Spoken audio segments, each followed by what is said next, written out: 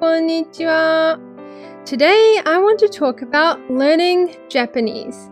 I've been hearing and speaking Japanese since I was born, basically. And today I want to go over some things that might help you as a Japanese language learner. And I want to give you some reasons why Japanese probably isn't as hard as you think. Japanese is quite different to English in a lot of ways, from grammar to the pronunciation, but there are a few things that you can keep in mind as a beginner to make understanding the language a lot easier. English loanwords, or gairaigo. There are a lot of Japanese words for things that sound similar to the English word for that thing. For example, beddo is bed, anime is anime, ice cream is ice cream, computer is computer. These are all Japanese words of foreign origin, and they often come from English or another European language like Dutch, Portuguese, German, and French. Arubaito, which means part-time job, comes from the German word Arbeit, which means work or job. Branco, which means swing, comes from the Portuguese word balanço, which means swing. Japanese is always evolving like most languages, and a lot of new words are derived from English or other non-Japanese languages. The existence of gairaigo is really helpful because it makes it so much easier to memorize vocabulary in Japanese. Onomatopoeia.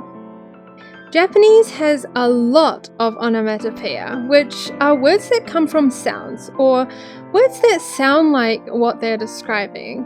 For example, in English we have words like beep beep, crack, splash, or meow.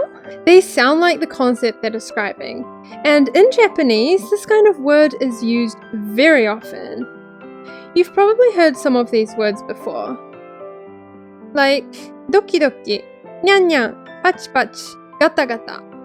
All these words mean something even though they are just sounds.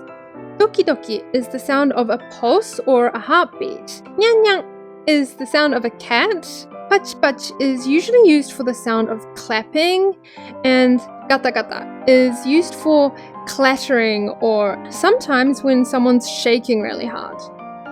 Personally, I really like onomatopoeia, and it's used a lot in manga, anime, and a lot of song lyrics. You've probably already seen repeated characters written in manga. They are most likely onomatopoeia. These words are really cool to use when describing something. It's fun to learn the common onomatopoeia and what they mean, because you will see them a lot as you get more familiar with the Japanese language. Keigo, or formal language. The words used when talking to a close friend are different to the words used when talking to a stranger or someone you want to be more polite to, like a teacher, sensei, or a senior, senpai. Putting o or go in front of some words make them sound more polite. Omizu is a politer way to say mizu, which means water. O genki desu ka? Instead of genki or genki desu ka, meaning how are you? Sushi, o sushi. Some words you can put go in front of. Gorikai is the politer form of rikai, meaning understanding. Ohayo gozaimasu. Yoroshiku onegai shimasu. Keigo takes a while to get used to, but it's a really good thing to keep in mind. It's a very important part of the language. Pronunciation.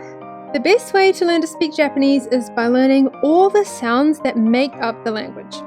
Studying the characters of the writing system is probably the best way to start. There are 3 parts of the writing system in Japanese: hiragana, katakana, and kanji. Hiragana is a phonetic character set, which means every character represents a sound in Japanese. Katakana characters are also phonetic, and there is a katakana character for each hiragana character. For example, the character ki is written like this in hiragana, and like this in katakana. Ki, ki. They both represent the same sound. Kanji, on the other hand, is the character set where each character represents a word or a concept. So you need to memorize the meaning of the kanji to read and learn it. Like this kanji, which is pronounced ai. You need to remember how it's pronounced by learning the sound associated with the symbol. If we write ai in hiragana, a, I, you can see that the word is made up of the characters a and I. So looking at this, you know exactly how to read and pronounce it. Ai, love.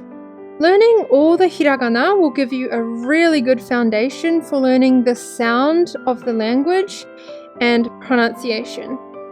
Hiragana is easy to learn. The first 5 sounds are a, I, u, e, o. The next 5 are ka, ki, ku, ke, ko. And the next 5 are sa, shi, su, se, so.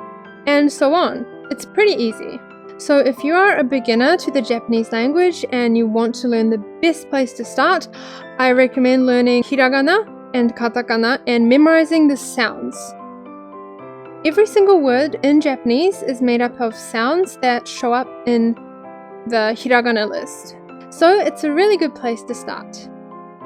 Thank you so much for watching. If you have any questions, feel free to ask them down in the comments below and I will try to answer them.